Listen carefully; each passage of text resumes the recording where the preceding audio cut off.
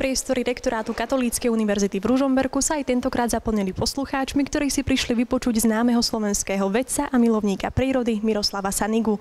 Ten rozprával na tému Božie stopy v prírode.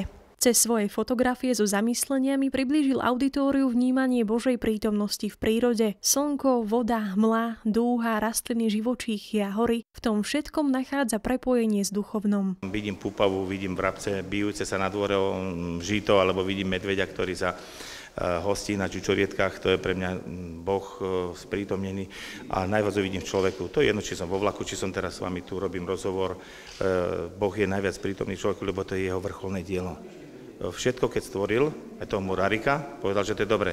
Ale keď stvoril človeka, je to veľmi dobré. Takže keď stretnem človeka, vidím stvoriteľa a teším sa, že sa môžem s ním zhovárať, že môžem s ním komunikovať a že mu môžem odovzdávať možno moje pocity, možno moje vedomosti a možno moje názory. Okrem zamyslení a osobných príhod, s ktorými sa počas svojho života v prírode stretol, označil prírodu ako Boží oltár. Tieto Božie stopy ľudia vnímajú rôzne. A ja vidím Božie pôsobenie v každodennom živote, v tom, ako vedie náš život, v udalostiach, v ľuďoch, s ktorými sa stretám a takisto aj v kaplnke, že je prítomný v Eucharistii. Osobne, cez čo ja vnímam, tak najviac to vnímam cez takých tých veľkých ľudí, ako už pán docent spomínal Matku Terézu, pretože taká maličká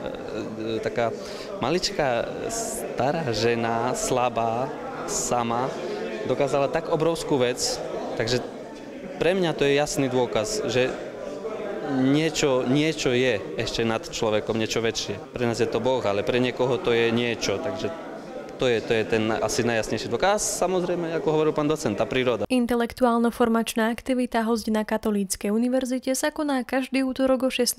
hodine a 16. minúte. Najbližšie si budete môcť prísť vypočuť tému fenomén okultizmu a jeho prejavy na Slovensku, o ktorej bude rozprávať grécko-katolícky kňaz a exorcista Jozef Mareta. Pre televíziu Unika Mária Badačová.